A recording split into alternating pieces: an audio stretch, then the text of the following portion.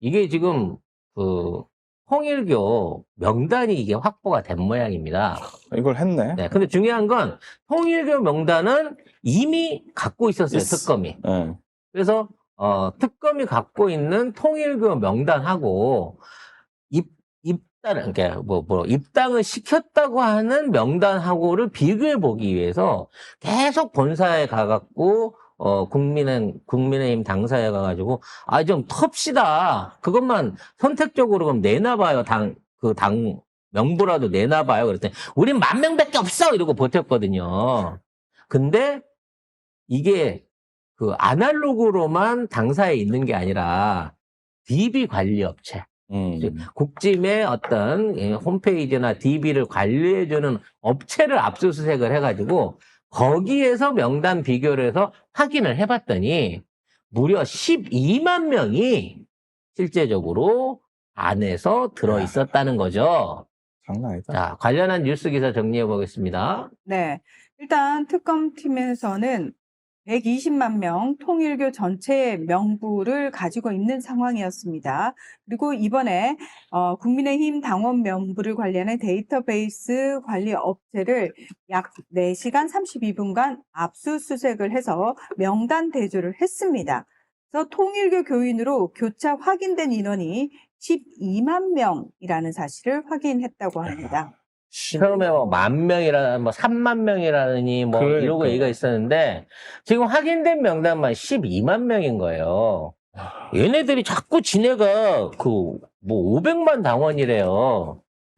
지네들 당원 숫자 500만이래요. 근데 권리당원, 그러니까 돈 내는 권리당원 숫자는 55만 명이거든요. 이미 지금. 그나마 1,000원 당원까지 다 합쳐가지고. 근데 보세요. 윤석열이 국힘 대통령 후보로 선출될 때의 기사인데, 지금 보면, 윤석열은 선거인단 21만 30대표, 이렇게 돼 있어요. 그러면은, 21만 명 저기 안에 12만 명이 사실은 통일교였다면 어떻게 되는 겁니까? 이 선거 결과는. 홍준표가 합해서 12만 표 정도 받았거든요. 12만 홍준표가 표. 이긴 거네. 근데 이제 왜 그때 갑자기 왜 이준석 대표 있을 때 한 10만 명 들어오지 않았나 그때? 그때 1,000원으로 내려주면서. 그러니까. 한 달 안에 들어와서 1,000원만 내도 투표권을 주는 바람에, 개정을 하는 바람에. 많이 들어왔었죠, 그때? 물밀처럼 밀려 들어왔죠. 많이 들어왔었고, 심지어 밀물이겠지. 밀물처럼 들어왔었고, 그 다음에, 뭔 물이 들어왔어, 내가? 개떼. 개떼가 물밀처럼 왔구나. 물밀. 네. 근데 할 말 까먹었네. 아이씨, 진짜.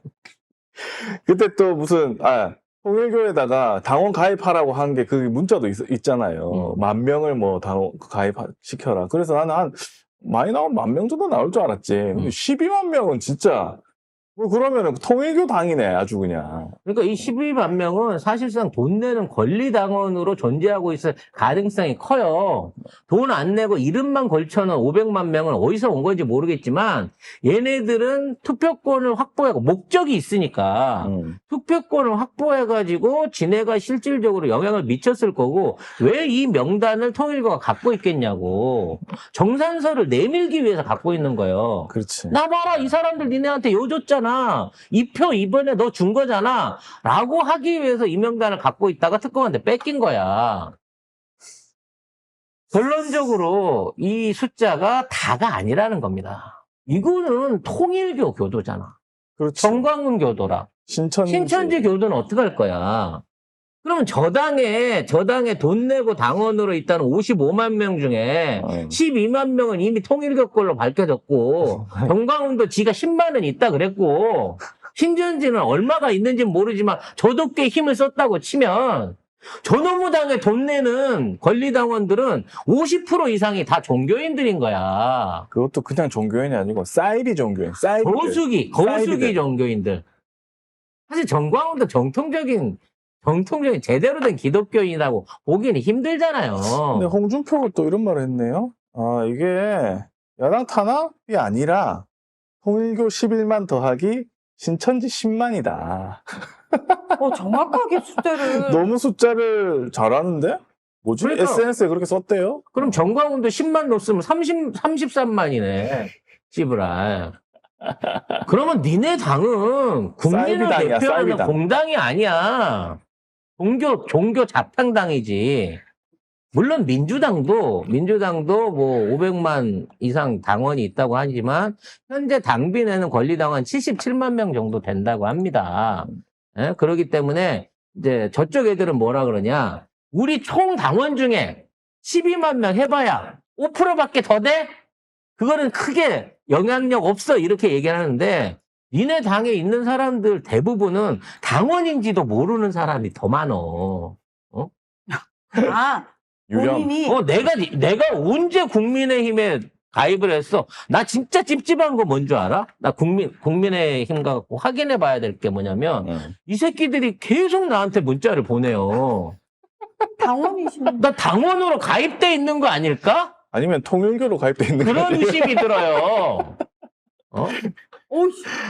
아니, 검찰에서 왜냐면 연락받는 거 아니야? 특검에서? 사람 정보를 다 팔거든, 그렇게. 그러니까 막 사갖고 가입시켜서 돈 1,000원씩 내고 권리당원으로 쓰다가 나중에 가갖고는 그냥 폐기되는 거야.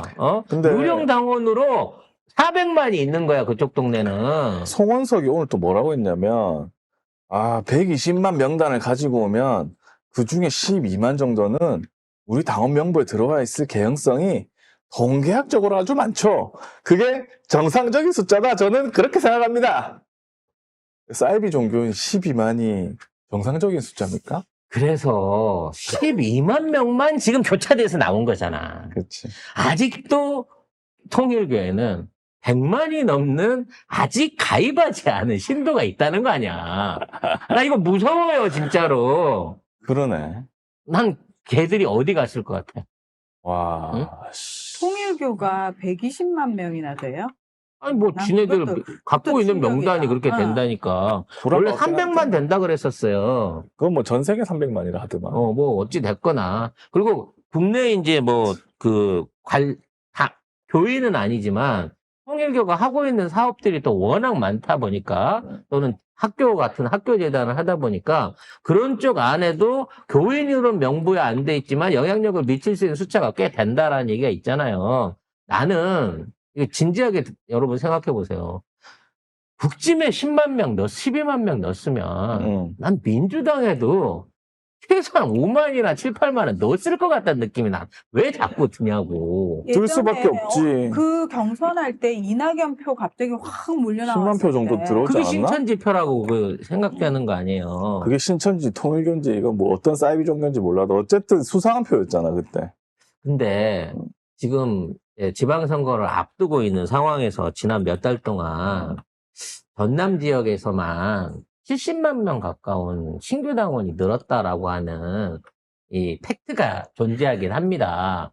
그럼 이게 이제 결국은 정청래 대표 체제 하에서 어떻게든 이제 당원 주권을 중심으로 해서 당원 추천 내지는 당원 투표를 해갖고 공천 누리라든지 앞으로 이런 것들을 결정하게끔 한다라는 약속이 있었는데 왜 유독 전라도 지역에서만 몇 달 사이에 70만이라고 하는 말도 안 되는 숫자의 당원 가입이 있었을까라는 부분에 대해서 뭔가 좀 의심을 해봐야 되지 않나라는 생각이 든다는 거지. 좀 필터링을 해봐야 되는 거 아닌가? 그래서 이런 류의 특정한 집단이나 특정한 단체가 이런 방식으로 숫자를 앞세워가지고 정당 정치에 관여할 수 있는 여지가 앞으로 생기지 않을까라는 걱정이 좀 되기는 해요. 워낙 민주당은 기본적으로 갖고 있는 파이가 넓고 크다 보니까 뭐 1, 20만 들어와 봐야 전체적인 어떤 당원들의 의견을 뭔가 비틀어가는 건 이낙연 때처럼 쉽지 않을 거예요. 이낙연 때 그때 민주당 이재명 대표가 후보 되기 전에 또는 그 당시에 민주당의 경우에는 그때는 한 150만 정도밖에 안 됐었고 그 안에서 마지막 경선에서 막 0.5%까지 서울 경선에 치고 올라오는 그런 것들을 봤을 때 역선택을 할 수 있는 숫자들이 꽤 많다고 생각을 해요. 근데 그 이후로 400만이 늘었어. 이재명 이재명 대선 후보 되고 그 위로 당대표 지나오는 그 기간 동안에 민주당 안에서만 400만 명이 늘었단 말이에요. 근데 그런다고 치더라도 아직도 이 안에는 조직표를 운영할 수 있는 불온한 세력이 있을 수 있구나라는 생각이 들어. 그리고 지자체 선거는 또 굉장히 나눠져 있거든요. 그래서 조금만 그렇지. 세력을 동원하면 이게 경선에 들어갔을 때 어떻게 될지 몰라요. 그래서 가장 중요한 게 지역 민주주의입니다. 특히나 호남 같은 경우에는 민주적 의식이 높아갖고, 그래도 호남 투표는 믿어도 된다라고 하는 일종의 이제, 역으로 믿어주는 이런 게 있잖아요. 묻지도 따지지도 않고 민주화의 성지다 이런 게 있기는 있는데 만일 이게 조직표에 의해 가지고 왜곡이 된다고 치면 이걸 통해 갖고 낙연이나 낙지 세력이나 신천지 같은 애들이 뭔가 민주당에 영향을 미칠 수 있는 방향으로 악용할 수 있는 게 아닌가라는 부분에 대해서는 세계적인 차원에서 민주당 내에서 점검을 좀 해볼 필요가 있겠다고 생각이 들어요. 이미 지방선거는 시작됐습니다. 내년 6월이긴 하지만 이미 벌써부터 예비 후보들이 스스로 예비 후보임을 밝히면서 자기 이제 그렇죠. 출전하려고 하는 준비들을 마치고 있어요. 지금 국짐이 대구 가가지고 무슨 탄핵 결의대회 하는 것도 결국은 지방선거 바람몰이를 하기 위해서 제일 만만한 대구를 가는 거예요. 거기는 욕 안 먹잖아. 욕도 안 먹고 온갖 구구들부터 시작을 해갖고 소년본이 정광훈이 다 긁어 모아가지고 거기에서 새머리를 빵 해보려고 지금 대구로 가겠다는 거 아닙니까? 그래서 이미 지방선거 모드는 시작됐다고 봐야 돼요.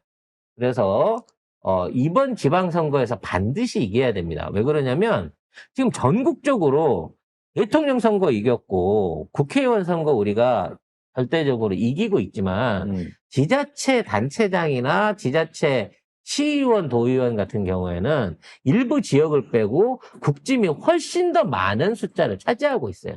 아직 거기는 우리가 탈환하지 못한 부분이라는 거야. 그때 그것도 문제가 있는 게 그때 윤석열 대통령 되고 얼마 안 있어서 지방선거를 했기 때문에 더 그게 심했죠. 네, 그래서 그때 지방선거 참패한 영향이 아직까지 남아있고 이걸 바로 잡아야 하는 게 이번 지선이라는 겁니다. 그런 의미에서 장동혁과 국짐이 파트너라는 건 너무 다행한 일이죠. 그리고 지방선거 선거대책위원장이 나경원이란 사실은 정말 우리한테는 정말 뭐랄까 행운인 거지. 네?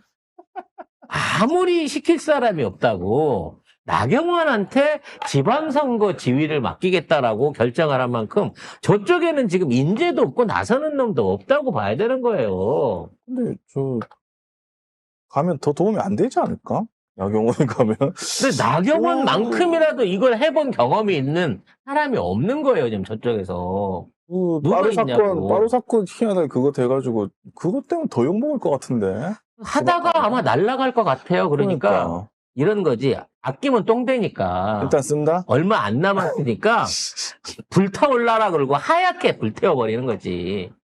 그래서 앞으로는 진짜 지방선거를 생각하면서 정책이라든지 어떤 이런 것들을 밀어붙여야 되지 않을까 생각해요.